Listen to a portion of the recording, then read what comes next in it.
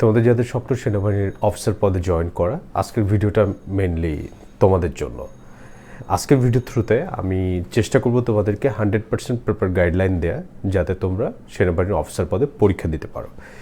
তোমরা ইতিমধ্যে জেনেছো 92 BMA long কোর্সের সার্কুলার দিয়েছে। সার্কুলার লিঙ্কটা আমি প্রথম কমেন্টসে অথবা ক্যাপশন যে কোনো একটা জায়গায় দিয়ে দেওয়ার চেষ্টা করবো, তোমরা ওইখান থেকে সার্কুলারটা দেখে নিতে পারো। তারপর সার্কুলারের কিছু কিছু জিনিস থাকে যেগুলো আসলে তোমরা বুঝতে পারো না, ওই সব বিষয়গুলো আমি তোমাদেরকে বুঝে বলার চেষ্টা করছি। প্রথমে ওরা চেয়েছে যাদের বয়স 1 জুলাই 2024 16.5 থেকে 21 বছর, তার মানে হচ্ছে তোমার বয়স আজকে কত এইটা বিষয় না, বিষয় হচ্ছে জুলাইয়ের 1 তারিখ 2024 তোমার বয়সটা আসলে কত।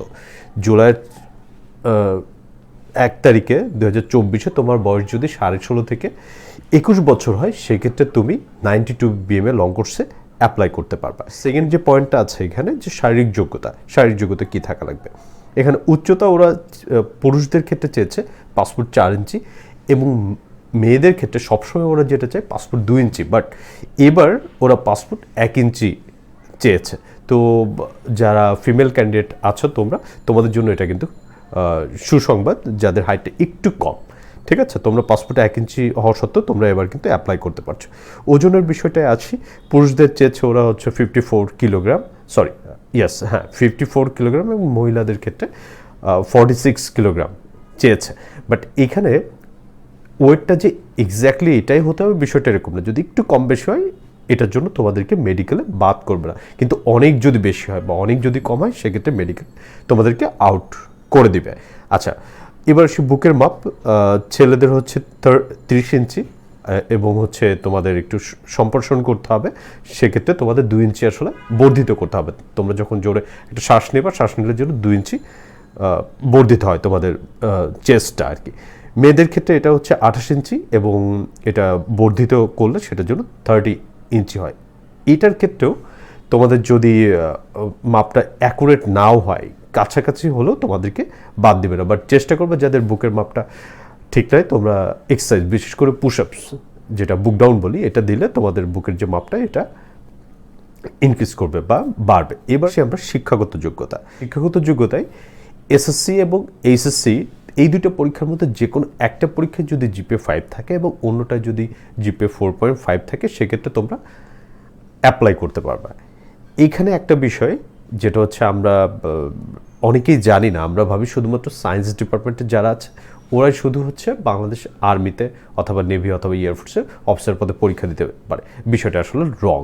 তোমরা সায়েন্স আর্টস কমার্স যে কোনো ব্যাকগ্রাউন্ড থেকে তোমরা সেনাবাহিনীতে পরীক্ষা দিতে। এবার ইংলিশ মিডিয়ামের যারা আছো, তোমাদের ও লেভেলের 6টি বিষয়ের মধ্যে ন্যূনতম 3টিতে A গ্রেড এবং 3টিতে B গ্রেড, এবং A লেভেলের 2টি বিষয় ন্যূনতম B গ্রেড যদি থাকে, সেক্ষেত্রে তোমরা হচ্ছে অ্যাপ্লাই করতে পারবে। আচ্ছা, গুরুত্বপূর্ণ আরেকটা বিষয়, সেটা হচ্ছে 2023-এর যারা HSC পরীক্ষার্থী বা ও লেভেলের পরীক্ষার্থীগণ, তোমরাও কিন্তু আবেদন করতে পারবে। সেক্ষেত্রে দেখো, যারা HSC পরীক্ষার্থী 2023-এর, তোমাদের SSC-তে অবশ্যই GPA 5 থাকতে হবে। যদি GPA 5 থাকে, সেক্ষেত্রে তোমরা এই 92 BMA লং কোর্সে পরীক্ষা দিতে পারছো। আমি আবার রিপিট করি, তোমরা কিন্তু ইন্টার পাস করো নাই, বাট তোমরা এবার পরীক্ষার্থী, তারপরেও কিন্তু তুমি অ্যাপ্লাই করতে পারবা।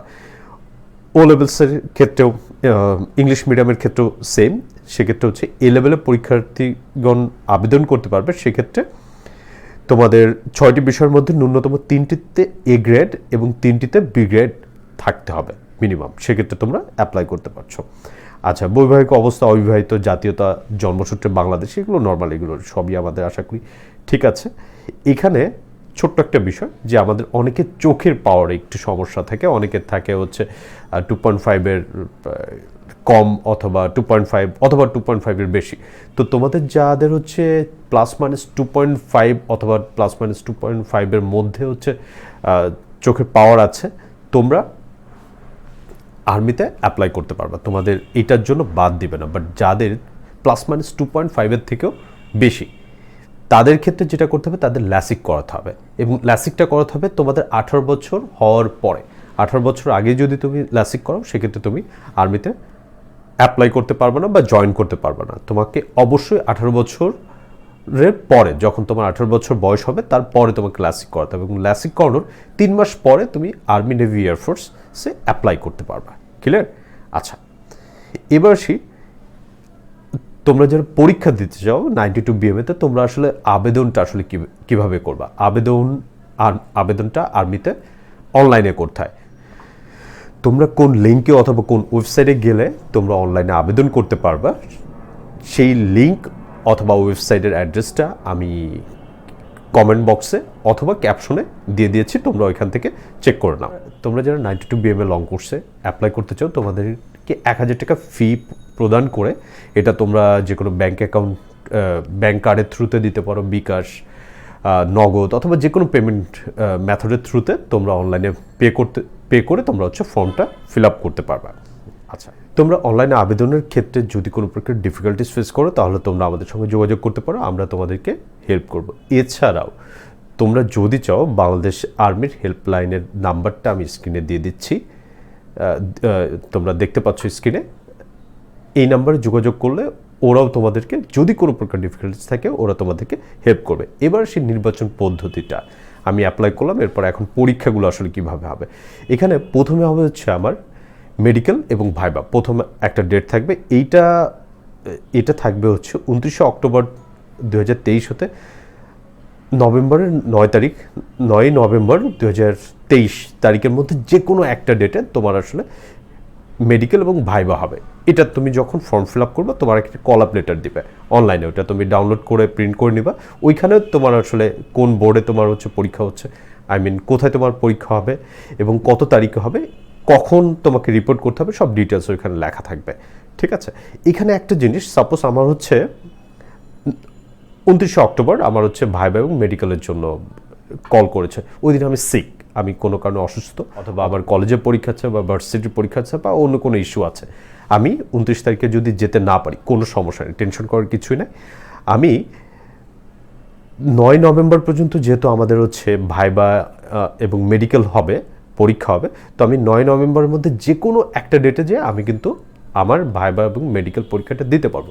বাট সেক্ষেত্রে সাপোজ আমি হচ্ছে নভেম্বরের 8 তারিখে ভাইবা এবং মেডিকেলটা দিতে যাচ্ছি, আমি আমার যে পরীক্ষার ডেটটা ছিল ওটা আমি অলরেডি মিস করেছি, সেক্ষেত্রে আমি কী করবো, অ্যাটলিস্ট 7 নভেম্বরের মধ্যে যে কোনো একদিন যে আমি আমার যে বোর্ডে পরীক্ষা হওয়ার কথা ওই বোর্ডে নিজে অথবা আমার গার্ডিয়ান যে কোনো একজনকে পাঠায় ওদেরকে ইনফর্ম করার জন্য যে আমি অমুক তারিখে আমার পরীক্ষা ছিল, যে কারণে আমার কলেজে পরীক্ষা ছিল বা আমি সিক ছিলাম, যে কারণে আমি আসলে পরীক্ষাটা দিতে পারিনি, কারণটা মেনশন করে বলতে হবে যে আমি 7 তারিখে, আগামী 7 তারিখ অথবা 8 তারিখে বা যেই ডেটে তুমি পরীক্ষা দিতে চাও ওই ডেটটা মেনশন করে ওদেরকে বললেই ওরা এটা নোট করে রাখবে।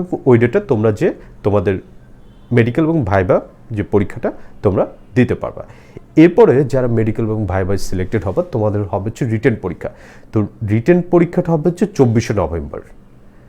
তার মানে কি ভাইবা মেডিকেলের পরে তুমি একটু টাইম পাচ্ছ প্রিপারেশনের জন্য, প্রিপারেশন নিয়ে তোমরা হচ্ছে 24 নভেম্বর তোমার হচ্ছে রিটেন পরীক্ষাটা হবে। এখন রিটেন পরীক্ষাটা আসলে কোন কোন সাবজেক্টের উপর হয় দেখো, আমরা 9-10-এ যে বাংলাটা পড়েছি, বাংলা, ইংরেজি, সাধারণ গণিত এবং সাধারণ জ্ঞান, এই 4টা সাবজেক্টের উপর আমাদের হচ্ছে রিটেন পরীক্ষা হবে। এবং এখানে বাংলা, ইংলিশ, সাধারণ গণিত এই 3টা সাবজেক্ট থাকবে হচ্ছে তোমরা 9-10-এ যে বই পড়েছো ওই বইয়ের উপর, ওই সিলেবাসের উপর তোমার আসলে পরীক্ষাটা হবে। এবং তোমাদের এই রিটেন পরীক্ষার রেজাল্টটা দিবে হচ্ছে ডিসেম্বরের প্রথম সপ্তাহে, ডিসেম্বর 2023-এর প্রথম সপ্তাহে। কোন ওয়েবসাইটে গেলে তোমরা আসলে রিটার্ন রেজাল্টটা জানতে পারবে, সেটা স্ক্রিনে দেখতে পাচ্ছ ওয়েবসাইটের অ্যাড্রেসটা। আচ্ছা, তোমরা যারা রিটার্নে সিলেক্টেড হবা, পাস করবা, তোমাদের এরপর আরেকটা পরীক্ষা হবে, সেটার নাম হচ্ছে ISSB। এখানে 4 দিন থাকতে হবে। 4 দিন তোমাদের ফিজিক্যাল কিছু টেস্ট হবে, সাইকোলজিক্যাল কিছু টেস্ট হবে, এনভায়রনমেন্টাল টেস্ট হবে এবং কিছু পরীক্ষা হবে। পরীক্ষা হওয়ার পর 4র্থ দিন তোমাদের একটা রেজাল্ট দিবে। রেজাল্টটা গ্রিন কার্ড, রেড কার্ড আর ইয়েলো কার্ড। আচ্ছা, এগুলো নিয়ে আমরা পরবর্তী কোনো একটা ভিডিওতে শুধু ISSB নিয়ে আমরা কথাবার্তা বলবো।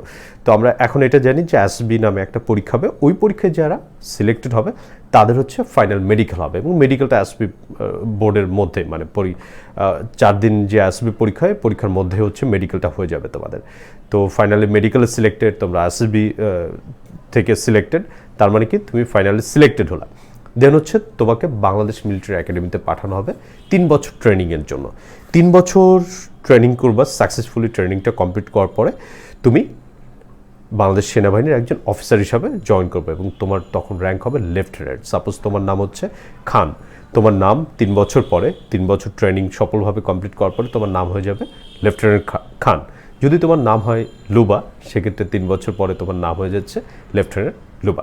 এই ছিল তোমাদের 92 BMA লং কোর্সের ডিটেলস। অথবা তোমরা যারা সেনাবাহিনীর অফিসার হতে চাও, তো অফিসার হওয়ার প্রসিডিউরটা কীভাবে কী করতে হয় না করতে ডিটেলস আমি বলার চেষ্টা করেছি। তারপরেও যদি তোমাদের কোনো কনফিউশন থাকে, কোনো কোশ্চেন থাকে, তোমরা কমেন্টস বক্সে জানাও। আমি তোমাদের সমস্যা অথবা তোমাদের যে কোশ্চেনগুলো থাকবে এগুলো আমি সলভ করার চেষ্টা করব পরবর্তী ভিডিওতে। Thank you.